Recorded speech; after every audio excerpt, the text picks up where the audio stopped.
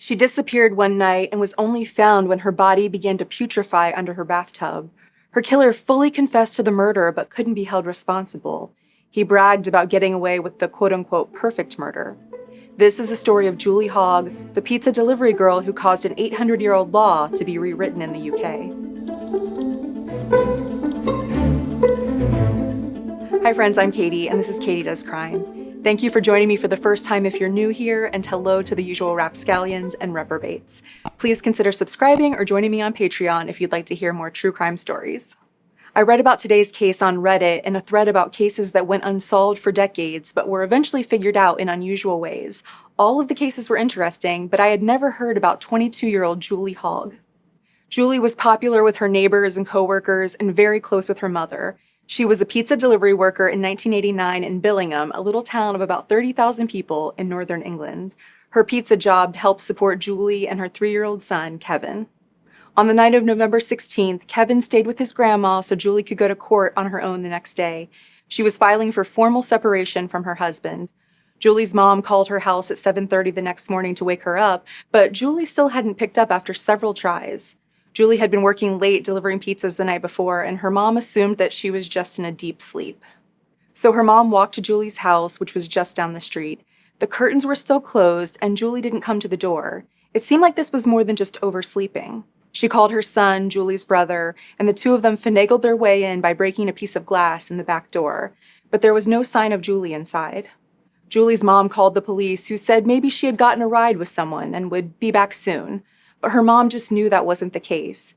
When Julie didn't return after 4 days, more or less abandoning her son, the police finally sent investigators to conduct a forensic search. But nothing seemed off about Julie's home. She was just considered a missing person. 79 days passed while no one had heard from nor saw Julie. Her mom wanted to believe that nothing bad had happened, that she had just run away, but of course, that idea made her angry. What kind of mom just leaves her toddler behind? But on the 80th day, Julie's estranged husband was at their old house, preparing to move back from London to live with little Kevin, and he smelled something strange. He called up Julie's mom, who knew the worst had happened as soon as she walked in the door. She was an operating room nurse and knew the smell of death all too well.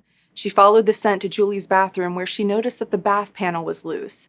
This is the wood or acrylic that goes around the bottom of a bathtub so the pipes or feet don't show, in case you, like I, had no idea what a bath panel was. There behind the panel, under the bathtub, Julie's mom found her naked body. It was partially decomposed, and too much time had passed for authorities to later determine the cause of death.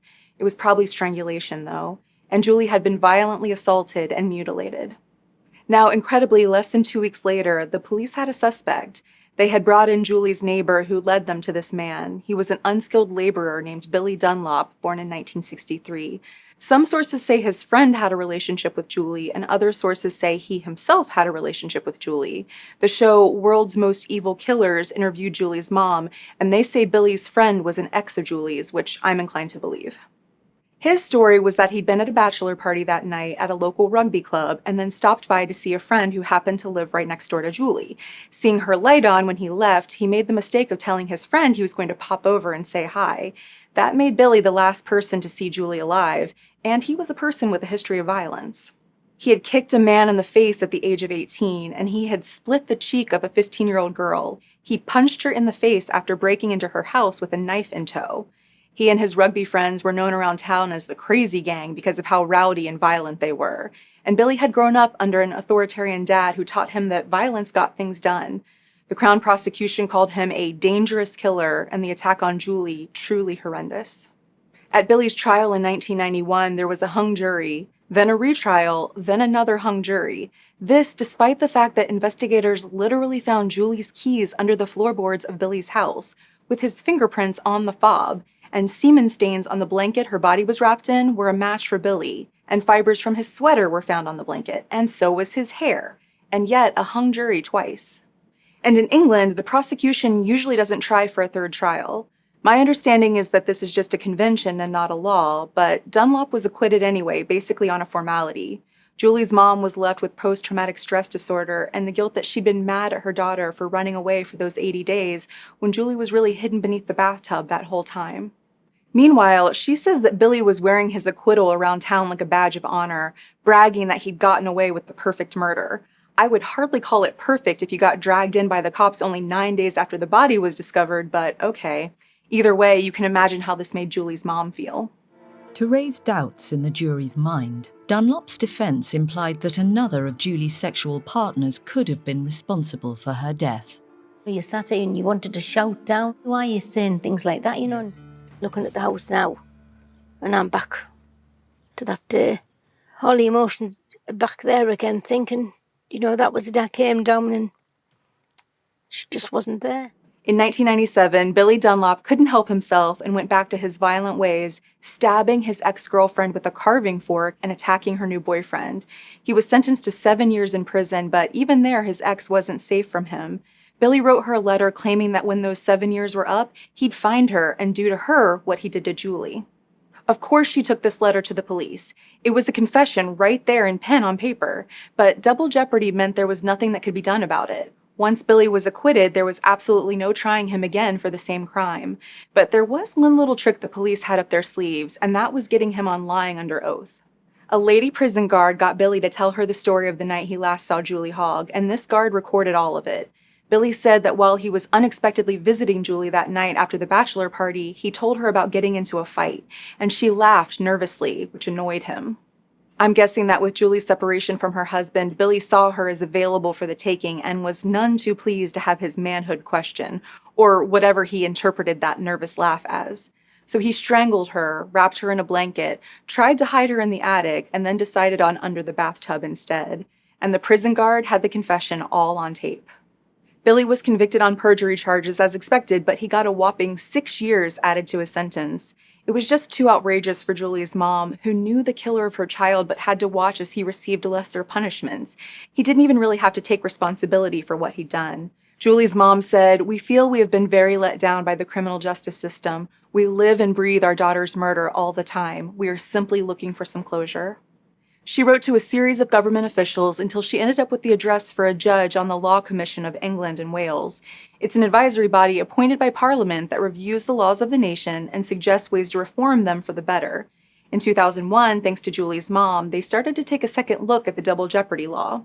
Julie's mom hopefully said at the time, "It could mean justice for victims, many of whom will tell you that they, not the perpetrators, do the life sentences in this country." The Law Commission judge took the idea to the commission, which recommended an adjustment to the double jeopardy law. They said a person should be able to go on trial again for the same crime if new and compelling evidence was found in a serious crime such as murder or robbery, and it would also be retroactive, applying to criminals who had been acquitted in the past. This was an 800-year-old law they were trying to overturn, and of course the opposition party didn't want to side with the party in charge at the time because you know how politicians are, but it actually worked, maybe partly thanks to a speech Julie's mom gave in front of the House of Lords. Incredibly, in April 2005, the bill was approved by both chambers of Parliament. In May 2006, Billy Dunlop's previous acquittal was thrown out. His case was reopened and he was put back on trial months later in October, the first person to be retried under the new law. Knowing that he didn't have a chance, he pleaded guilty and was found guilty of murder. Billy said, "I've come clean because I need help. It's as simple as that. I'm not proud of what I've done." Almost 2 decades after killing Julie Hogg, his bragging had caught up with him. The 43-year-old was sentenced to no fewer than 17 years in prison. The Secretary of State for Britain's Home Department said, 3 years ago, people argued about the medieval right not to be tried twice, as though fraudulently getting off was some sort of game in which, if you fooled the justice system once, you had got away with it forever. I hope that more unsolved, heinous crimes will now be resolved. In September 2022, a parole board recommended that 59-year-old Billy be allowed to transfer to a lower security prison. He would have the ability to go on temporary release now and then. They said that at the time of Julie's murder, Dunlop had a willingness to use extreme violence thanks to drugs and alcohol, and that he had problematic views of women. He felt that he was entitled to them. They also said that Billy didn't understand the consequences of his behavior. But now they said he had gone through years of therapy in prison and finally understood the impact he had on people. They said he took full responsibility for what he did to Julie Hogg and had matured. And although they didn't think he was ready to be fully released, they felt a lower security prison that allowed for temporary release would be a good test for him. But Julie's family didn't think Billy felt the necessary remorse at all. When one of them had read an impact statement in front of the parole board at a previous hearing, they said Billy wouldn't look at them, closed his eyes and rocked back and forth and began to hum. If that's true, it hardly sounds like the actions of a reformed, mature person. Luckily for Julie's family, the Justice Secretary and the Ministry of Justice had the right to block Billy's move to an open prison, despite the parole board's recommendation. He chose to keep Billy under high security in the interest of public protection. Julie's mom traveled to London to see Dunlop sentenced back in 2006, and she said at the time, "I would have liked life to have meant life. Julie's murder has devastated our family and left us in turmoil. We just hope after 17 years, when he is eligible for parole, and if I'm dead, somebody carries on the good work and keeps him behind bars so he will never, ever kill anybody else again." She also said about Julie, "I believe in life after death, so I'm sure she'll be waiting for me." Billy Dunlop becomes eligible for parole this year in October. Julie's son, Kevin, who was only 3 years old when she died, said his grandparents did the best they could to give him a happy childhood, but that the pain still cuts deep, even deeper now that he is a son of his own. He told a local newspaper, "People think as time goes on it gets easier, but it never gets easier. You just learn new coping mechanisms." Now, this case was in the news yet again in February of this year when it was revealed that Billy Dunlop may have had multiple victims.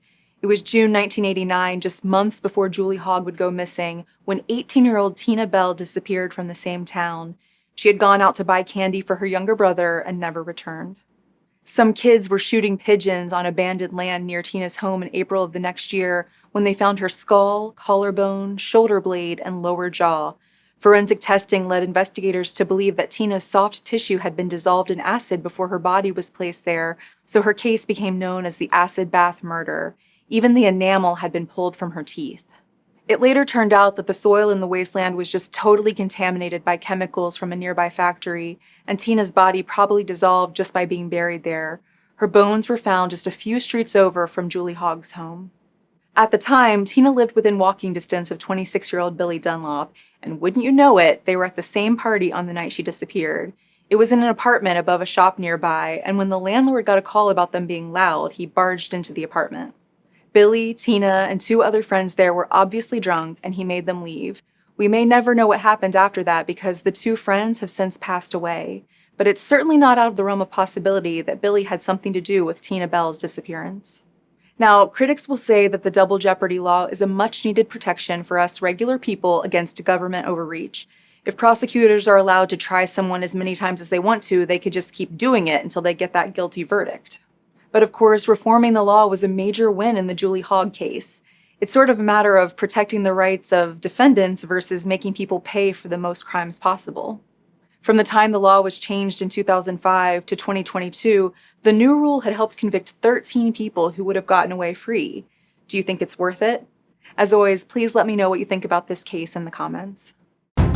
Thank you for tuning in today. I'm just a true crime fan like you are, and I really appreciate you taking a chance on me.